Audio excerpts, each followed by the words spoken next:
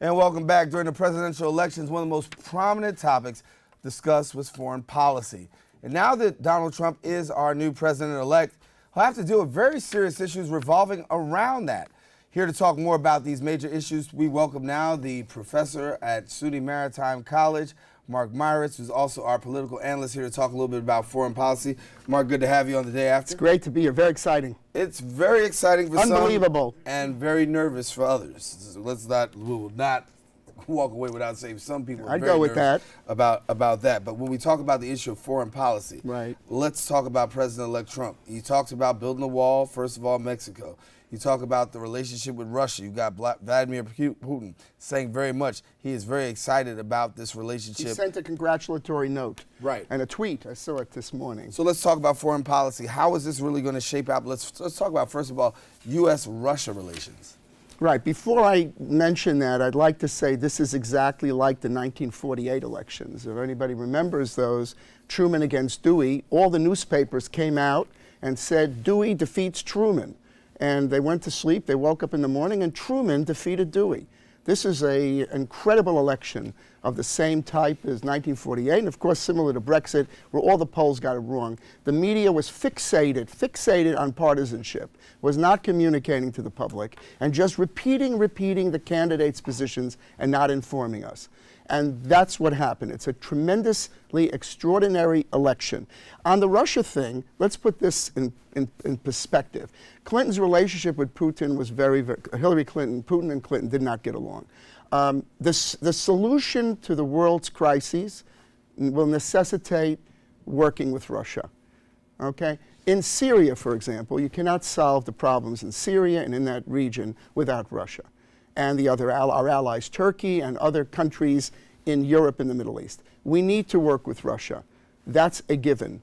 That doesn't mean capitulating to Russia, but I think it's better to start off with a good relationship. Now, that could deteriorate even with Donald Trump. We've had previous presidents working with the Russians. The Russians are often analogized to a bear. You know, they're very wonderful and cuddly, and then they embrace you, and then they crush you. So we have to be very, very circumspect.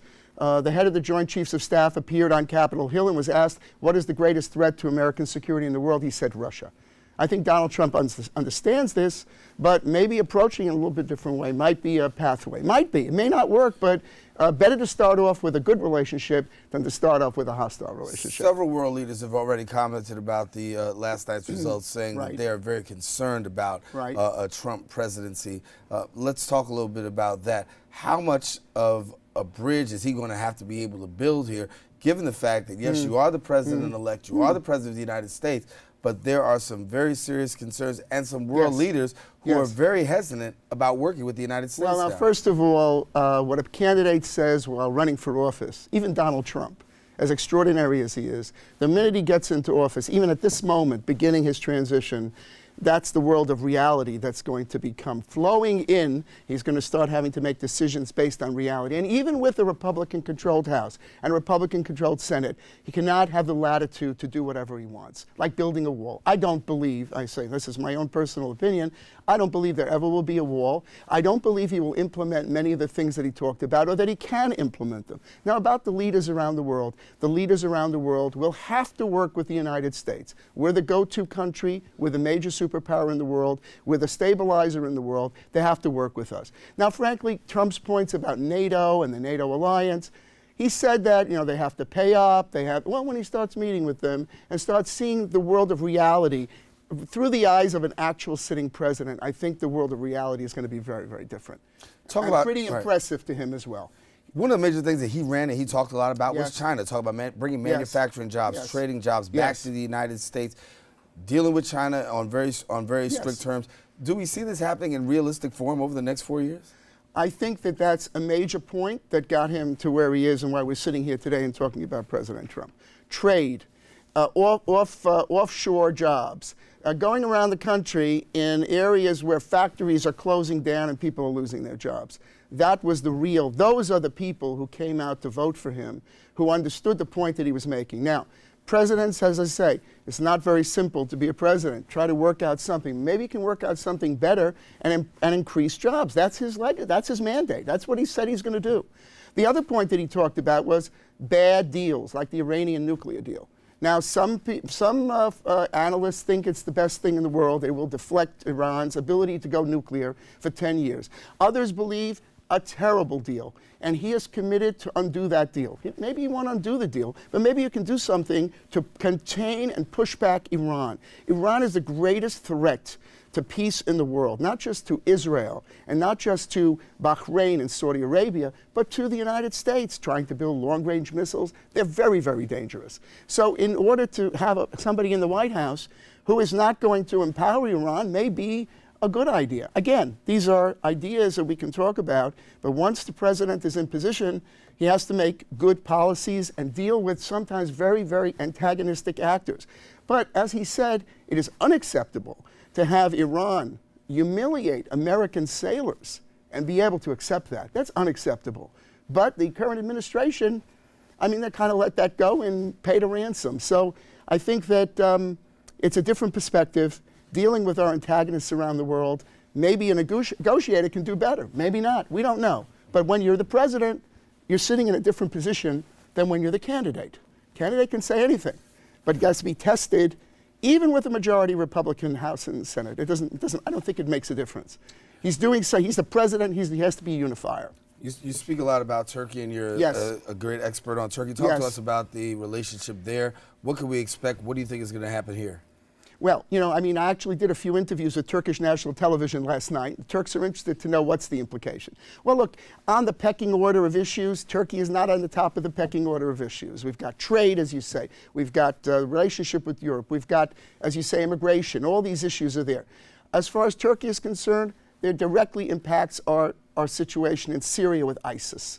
And Trump is committed to destroying ISIS. In order to destroy ISIS, you must have Turkey's buy-in, Turkey's cooperation. And the point is, our relationship with Turkey right now is very bumpy. There's no question about it.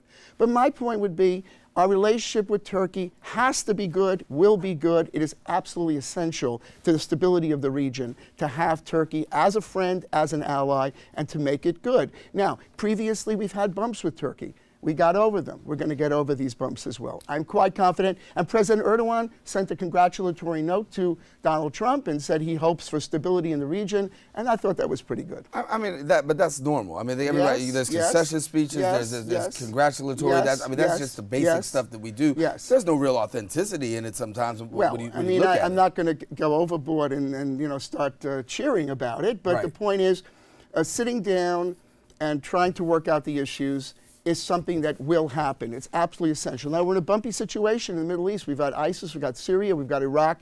It's a very bad situation. As I said earlier, you can't solve that one without Russia. But that leads me into my question. Are we going to see Trump be the stabilizer, President Trump be the stabilizer now that you've got the situation with a bumpy relationship with Turkey? Will he be the stabilizer between U.S.-Turkey relations? I believe it's possible to do it. There are a few very thorny issues, including the issue regarding the extradition of Gulen, which is a very, very complicated issue, stands in the way of U.S.-Turkish rapprochement. But as I say, all these issues become essential, and the president, it's his mandate to solve them. If he can't solve them, then he won't be a successful president. I really believe, I'm going to be an optimist, the glass is going to be half full. I think that he will be a successful president. Just look at this election. It's unbelievable. He's gotten a real mandate from the people. It's true that maybe he won't win the popular vote, but he won the electoral vote, and he has a mandate from the people. And now he has to show us what he can do. And I think what he has to do is maybe put aside some of these election, these statements that he made were a little bit over the top, and try to work his way back towards the middle and try to unify the people. That requires, by the way, the buy-in of the Democratic Party, too.